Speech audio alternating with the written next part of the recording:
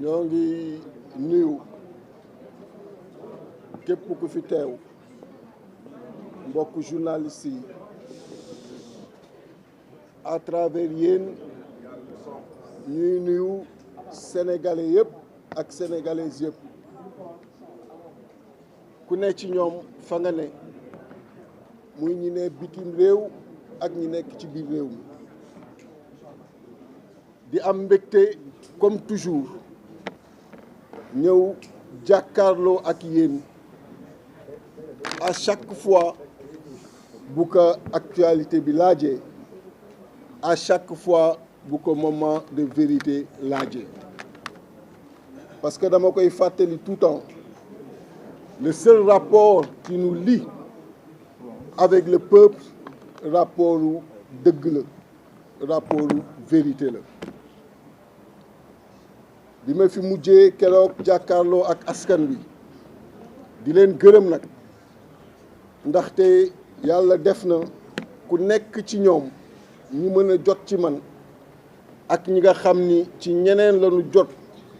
ñu ma jege à chaque fois ñoo ngi indi di wax seen cofeel di wax seen soutien di wax seen encouragement et bi ma mujj jàkkaarloo ak sénégalais yi cofeel boobu encouragement yooyu ak soutien yooyu kenn mënul xam na mu tooy ñi ma ci jot a tontu maa ngi leen di gërëm ñi nga xam ni des fois daa raté appel yi raté message yi maa ngi leen di gërëm également di gërëm sénégalais yëpp réew mi moo nu ñor te lépp ci sunu dund dañu jël jox ko Sénégal yàgg naa koy wax di ko bamtuwaat ku def 20 ans d'opposition alors que bu la neexoon nga def leneen ndaxte képp ku fi jaar soxla na la dafa fekk ni jàpp nga tout simplement que waxtu yooyu jamono yooyu ak doxalin yooyu méngoowul ak sa gis-gis méngoowul ak li nga xam ni tey moom nga war taxawee pour Sénégal loolu moo waral 20 ans yooyu te 20 ans yooyu ku ko def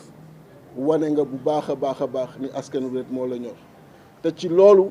la ñuy wéyee ak fu nu mën a ne ak lu nu mën a def parce que askan wi mooy sunu raison d'entrer en politique askan wi mooy sunu raison de nous engager en politique yàlla def na bi ñu nekkee école polytechnique avant ñuy génn 4 mois avant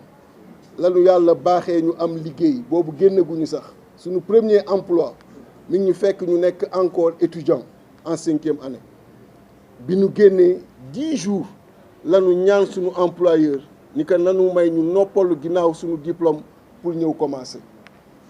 kon yàlla mi ngi ñuy suturaal ñu nekk ci liggéey boobu ba tey te liggéey pour Sénégal moo tax dans nos rapports la seule chose qui puisse exister ak bi koy mën déterminer mooy ce qu'on partage en commun muy le pays la souffrance des Sénégalais l'espoir bi ñu am sur leurs dirigeants espoir bi ñu am ci ku ne ki nga xam ni tey da nga jóg bëgg taxaw seen wet nga mën tout temps fàtte sa bopp nekk ci ñoom li ñu bëgg bi ma fi mujjee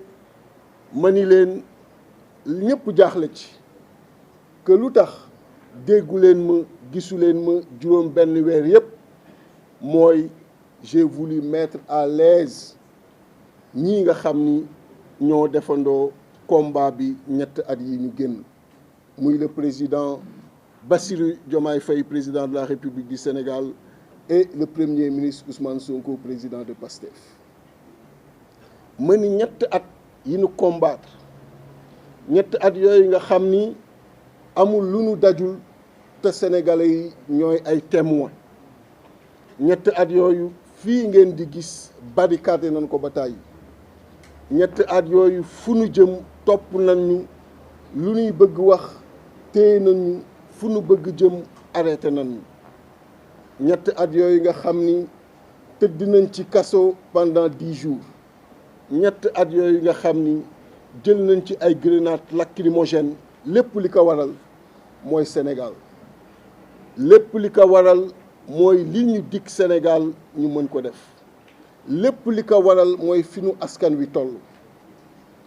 ñetti at yu méttee métti mais ñetti at yi nga xam ni dafa jaadu woon ñu wan Sénégalais yi ni dara ñoruñu lu dul seen yitte dara ñoruñu lu dul li ngeen bëgg dara ñoruñu lu dul ci li ngeen nekk ak li ngeen joxoñ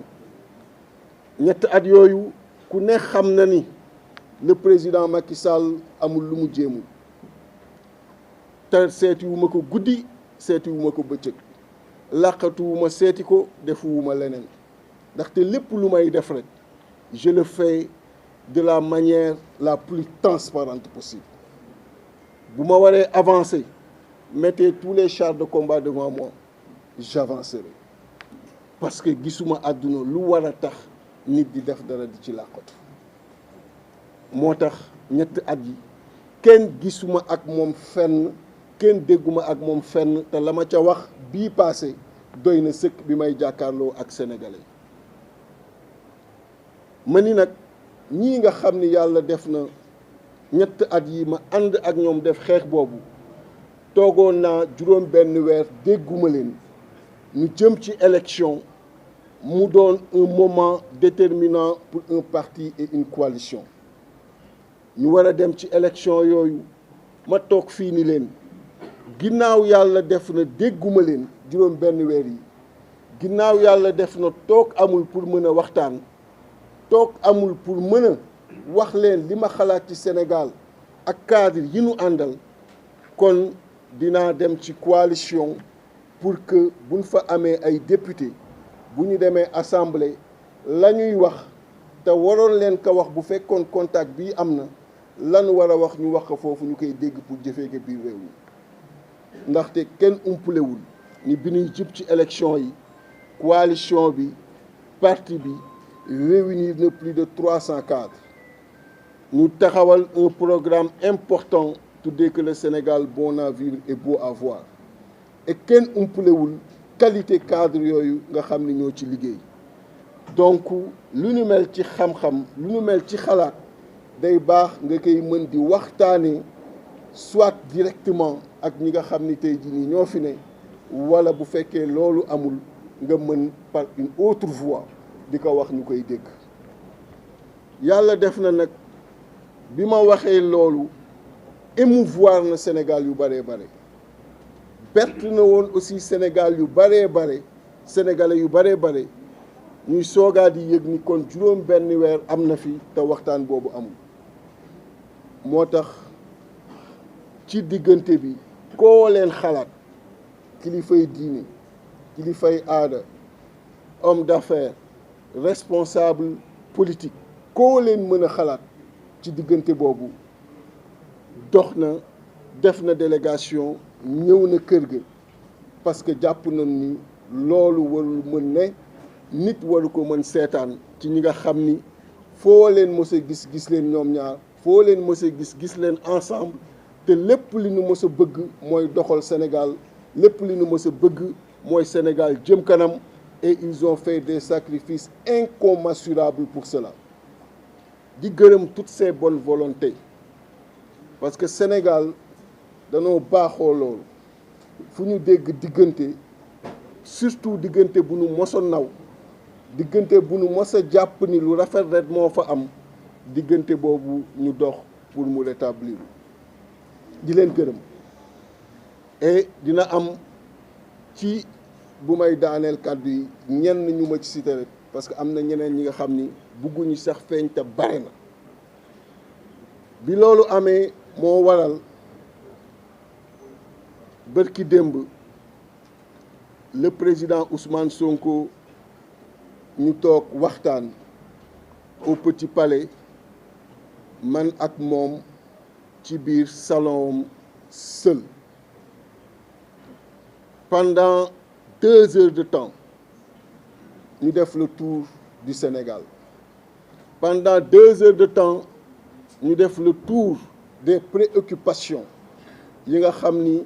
moom la am pour Sénégal pendant 2 heures de temps ñu def le tour ci yéeneem bi mu am ci Sénégal mais li ëppoon solo en plus de loolu mu wax moo doon ma xool ndax ki ma xam toujours ci détermination pour le Sénégal et pour le combat des Sénégalais kooku moo fi ne ba tey ma gis exactement ni même nit ki ma mos a xam ci bëgg Sénégal ki ma mos a xam ci taxawu Sénégal ki ma mos a xam ci nekk ci ambition bi nga xam ni moom la ñu mos a partagé nekk ci lu defar Sénégal ci jub nekk ci lu defar Sénégal ci jaar yoon moom la toogal et loolu je m'en réjouis. Je m'en réjouis parce que doon na yéeme nga toog gis keneen si fàttaliku nga fa ngeen jaar ak sacrifice ngeen def mais je me réjouis de voir que nit ki nga xam ni dara ñoru ko lu dul Sénégal dara ñoru ko lu dul lu ko jëmale kanam kooku laa toogal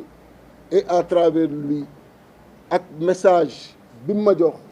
nuyoo yu mu ma jox donc mu mën a jàpp ni exactement loolu moo nekk ci président de la République Bassirou Diomaye Diakhar Faye et loolu pour qui connaît la politique da ngay xam ni dafay am une conséquence politique et les choix politiques il faut les faire en rapport avec deux, en rapport avec sa conscience et en rapport avec la volonté du peuple sénégalais. Et j'ai interrogé les deux. Déjà bi photo bi génnee rek gis ngeen comment ça a été accueilli par les Sénégalais. Comment cette photo a été accueillie par les Sénégalais. Et mu gën ma conforter ci idée bi ma mos a am ci Sénégalais mooy danoo bëgg lu rafet danoo bëgg lu baax danoo bëgg surtout diggante yu nu naw toujours muy des toujours muy gën di consolider wu. et ma leen ciy gërëm bu baax a baax parce que Sénégal nag defar ko moom loo ci mën a dégg mooy àndandoo rek defar ko loo ci mën a dégg mooy rafetal mu rafet rek et bi photo bi génni gis naa au niveau national international comment le Sénégalais yi accueillir donc cette rencontre là di leen ci gërëm di leen ci sant bu baax a baax a baax et di leen wax ni donc bi ma toogee ak moom ñu waxtaan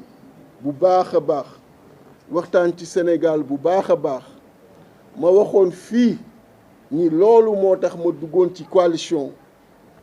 moo tax may dellusiwaat fii ci devant les Sénégalais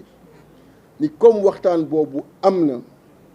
à partir d'aujourd'hui j'ai décidé avec le parti et la coalition de me désister de la coalition Sàmm Sa Kàddu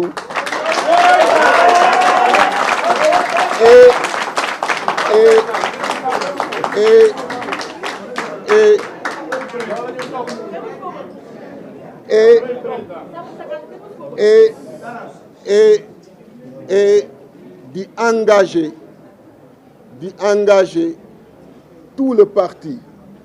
toute la coalition, tous les sympathisants, ñoom ñëpp fu nu mën a ne. Ça peut être douloureux pour certains, ça peut être très douloureux pour certains parce que xam naa ni jotoon nañu sore ci biir comme pour man nii d'ailleurs mais di leen engager fépp fu ñu mën a ne à faire une translation vers les comités électoraux yi nga xam ni Pastef taxawal na ko mais également engager le combat pour une large majorité. diggante bi ma xam ni gisuma ak Ousmane waxtaanuñu xam ngeen ni taxawal nañu coalition taxawal nañu intercoalition yooyu yëpp joué naa ci ay rôle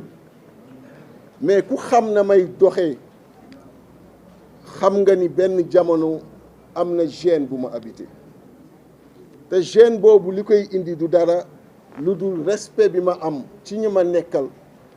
mais également respect bi ma am ci sama conscience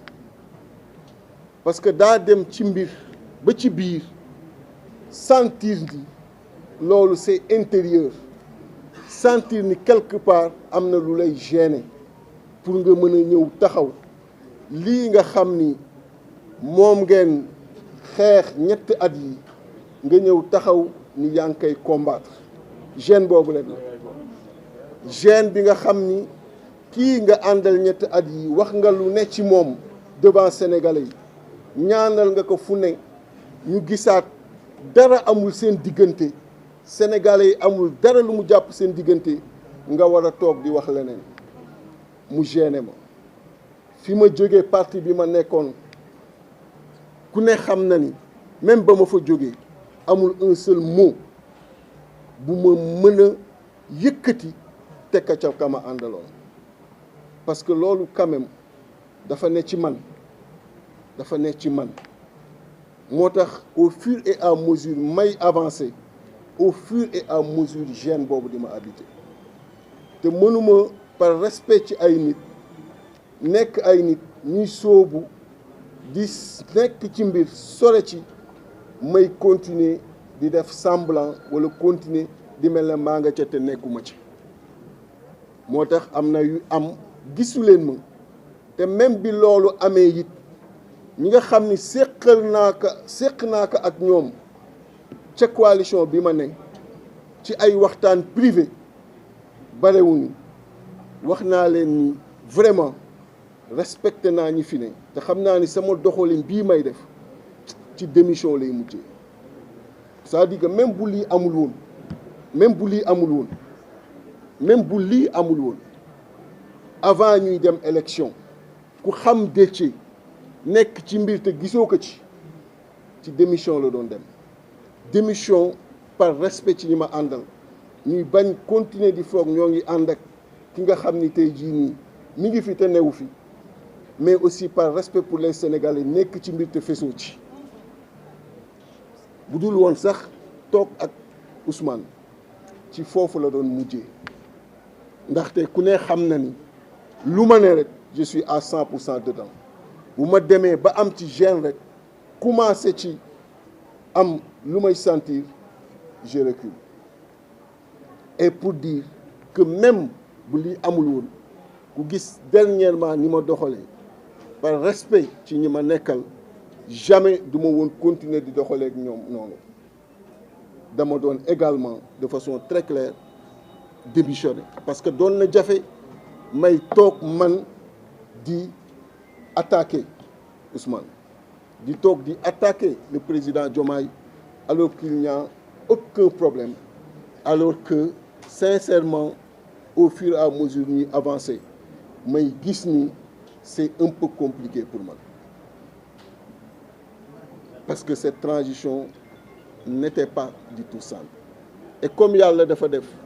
ma am respect pour képp ku may àndal am ko pour les Sénégalais moo tax mënuma dans tous les cas continuer doon nekk ci loolu te Sénégalais yi xam nañu lu ma nekk rek maa nga ca 100% te lii ma wax ni bis naka tey ci laa ne dinaa ci nekk à 200%. dinaa nekk à 200% ci li triompheloo les listes du régime les listes de Pastef lépp liy triompheloo les listes yi nga xam ni tey jii nii moom le président Bassirou Diomaye Diakhar Faye teg et le premier ministre Ousmane Sonko. di jéggalu coalition bi kilifa ya fa nekk yëpp di jéggalu intercoalition bi kilifa ya fa nekk yëpp parce que bu ne ci ñoom ñaar liggéey naa ci techniquement lépp lu ciy xalaat joxe naa ko des propositions def naa ko ci mais ku ne ci ñoom xam ne respect bi ma am ci moom kon loolu laa ni woon dinaa ñëw jàkkaarloo ak sénégalais yi wax leen ko ñu xamee que noonu di ko résumer très rapidement en français.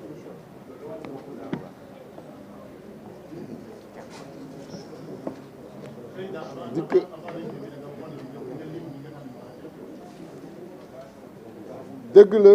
di gërëm bu baax délégation ya fa ñëw yëpp kilifa diine boo leen xam ci Sénégal ak famille bu mu mën a ne ci Sénégal maa ngi koy gërëm di ko sant ndaxte ku ci ne directement wala indirectement woote nga wala yabal nga ñi nga xam ni ñoom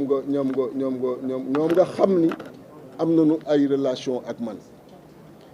et ñooñu bare nañu mënuma ñoom ñëpp lim leen mais vraiment di gërëm bu baax Serigne Moussa Mbacké Nawel di gërëm bu baax Serigne Abdou Khadre Bassirou Mbacké di gërëm bu baax Cheikh Bara Ndiaye lim ci dox kenn mënul wax nu mu toy di gërëm bu baax Serigne Imam Dianka di gërëm bu baax Serigne Ibrahima Ndiaye di gërëm bu baax tous les responsables de PASTEF tous les responsables de PASTEF Amadou Ba tout le monde di leen gërëm ci taxawaay bi ñu am ak li nga xam ni dox nañ ko et aussi di remercier ginnaaw bi ma remercier tous les Sénégalais ak toutes les Sénégalaises ñu nekk biir réew ak bitim réew di remercier tous les militants responsables et sympathisants de PASTEF parce que gis naa ni ñu accueillir nouvelle bi à travers le monde les Ousmane Tounkara j'en passe tout le monde gis naa ni ñu accueillir nouvelle bi di leen ci remercier bu baax képp kuy militant ak militante PASTEF ginnaaw naturellement di ma remercier tous les responsables et militants et du parti et de la coalition ñoom Pape Alé colonel Kébé tout le monde maa ngi leen di remercier ku lim juum di remercier naturellement ñi nga xam ni ñoom laa bokkaloon coalition Yewwi Askan Wi ñu nekk tey ci mouvance bi ñoom ñëpp di leen remercier ndaxte lu rafet moo rafet et ku ne na nga ko mëne na nga ko sentir témoigner nga loolu mais di remercier encore une fois les Sénégalais ak les Sénégalaises parce que j'ai vu ñi ñu soppee loolu nga xam ni moo am et li ma ci mottali rek mooy tur ci liste kenn mënu ko génne wante bu ñu demee ba tur boobu sama tur Déthié Fall ci liste ba jàll Assemblée nationale ma koy wax devant les Sénégalais sama désistement mooy une démission bi nga xam ni ka ca topp mooy jël poste ba parce que du ma jël mukk poste bi nga xam ni tey jii nii joxe naa kon loolu mooy li wér te mënoon naa ko def it après élection mais j'ai préféré def ko léegi parce que lu tax ma préféré def ko léegi moo doon dina ma diis ma duggee philosophie coalition ci biir assemblée ba pare à l'intérieur de l'assemblée mu fay quitter di demaat feneen moo tax ma préféré def ko léegi nga xam ni Sénégal yëpp daanu xam ni duggeewuma philosophie boobu biir assemblée nationale et par respect aussi encore une fois ca ña ma ko séqal par respect aussi ca ña nga xam ni ñoom laa nekkaloon ci coalition bi moo tax ma préféré def ko léegi au lieu ma koy def après parce que ça pouvait se faire tout de suite comme ça pouvait se faire après mais j'ai préféré de faire tout de suite pour ne pas duggeek mandat boobu assemblée duggeek philosophie bi assemblée et à l'intérieur de l'assemblée may soogaa di mën a génn di defi leneen loolu day diis moo tax def ko léegi nga xam ni la conséquence elle est tirée même bu loolu jàllee donc ki topp moom mooy jël parce que y aura une démission directe et cette démission elle va être douloureuse moom lay demander à tous les responsables yi nga xam ne ñoo ngi ci département yi nekk ci liste bu yàlla defee it ñu jàll ñu mën a def la même chose une fois à l'Assemblée nationale xam naa ni jot nañu sore ci intercoalition bi jot nañu sore ci coalition bi mais loolu laa leen di demander parce que nit mënoo bàyyi li téye li booy bàyyi da ngay bàyyi lépp et je comprends que pour ñoom am nañu ci amoon ambition député et je le comprends mais ambition pour le développement du pays moo ëpp njariñ lépp looy gis comme poste et ku xam ni ma mos doxee xam ni mosuma am ambition pour poste j'ai toujours eu de l'ambition pour le développement du pays autrement du ma moso nekkoon di dëmmooyu li ma dëmmooyu yëpp te ngeen xam ko Assemblée nationale kenn umpulewul ni ba ma fay ne je l'ai dit terrain yi ñu doon joxe pour les députés mosuma ci jël terrain je l'ai dit tout le salaire que je recevais était intégralement versé dans un compte bi nga xam ni ci Sénégal yi la doon jëm intégralement Assemblée nationale ba ma fay nekk je n'ai jamais reçu lu dul carburant bi nga xam ni moo doon nekk ci en ticket en billet mais carburant bi doon jëm ci carte électronique dafa am ku ma ko dijjee woon je l'ai jamais pris pour dire que mon engagement a toujours été un engagement pour le peuple sénégalais et c'est pourquoi je demande même les autres responsables qui sont sur les listes aussi bien pour le parti que la coalition ñoom it ñu am cette même philosophie détourner wu de cela et rester seulement ci préoccupation peuple sénégalais bi aux côtés du président Bassirou Diomaye Diakhar Faye et aux côtés de mon ami et frère le premier ministre Ousmane Sonko ñu tabax Sénégal te nag lépp luy expertise lépp luy disponibilité lépp luy sérieux lépp luy rigueur dans la conduite des affaires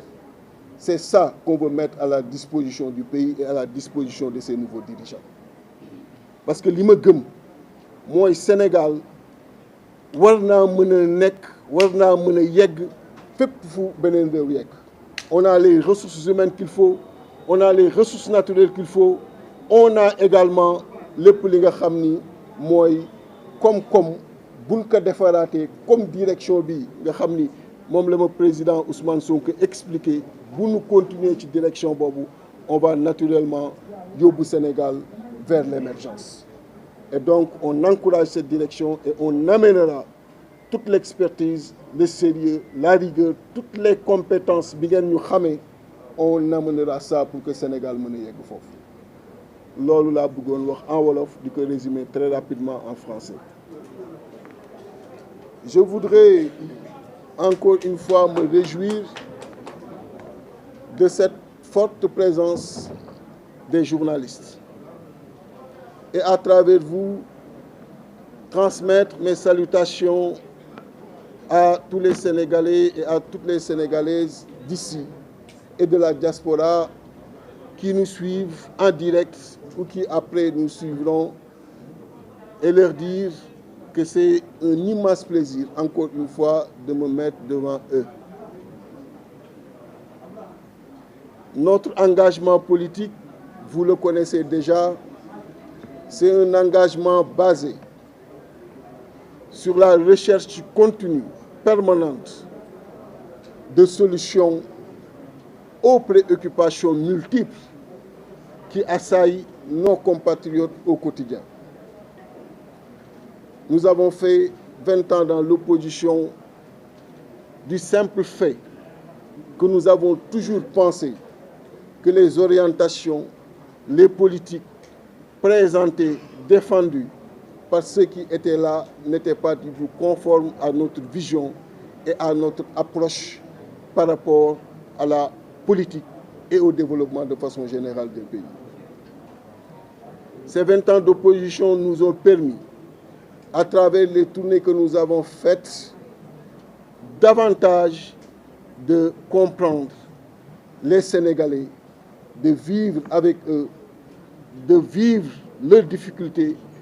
de partager ces difficultés avec eux dans les coins les plus reculés du pays. Et ces 3 dernières années, nous avons été dans une coalition qui s'est appelée la coalition Yewwi Askan Wi. Tout le monde se souvient des combats que nous avons menés dans la douleur, mais dans la détermination. Des combats que nous avons menés pour la consolidation de la démocratie, pour l'état de droit, mais également pour un Sénégal bon à vivre et beau à voir, que certains de nos cadres, aussi bien du parti que dans la coalition, ont eu à élaborer avec le responsable des cadres ici présent, le polytechnicien Abdourahmane Sall. Et pendant ces 3 dernières années, un rapprochement autour de ces valeurs a existé entre moi et le président Ousmane Sonko. Au cours de ces 3 dernières années, ce siège qui vous reçoit aujourd'hui a été à plusieurs reprises barricadé. Nous avons été par moments torturés et même emprisonnés. J'ai fait 10 ans de prison dans ce combat-là. J'ai inhalé énormément de gaz lacrymogène, mais ça ne m'a pas amené à fléchir, ça ne m'a pas amené à reculer. Au contraire, j'ai toujours été au devant et j'ai toujours fait face à toutes ces persécutions. Et elles ont été nombreuses, celles connues et celles encore méconnues des Sénégalais et des Sénégalaises. Après cela, et après la victoire du régime actuel qui a permis au président Bassirou Diomaye Diakhar Faye d'être le président de la République du Sénégal, j'ai préféré observer un moment de silence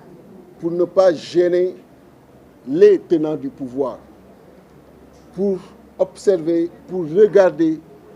se dérouler devant moi tout ce qu'ils avaient promis, mais également se dérouler devant moi leur vision, les ambitions qu'ils ont pour notre cher pays. Et quand je me suis présenté la dernière fois devant vous, des moments de vérité que j'adore et que j'inscris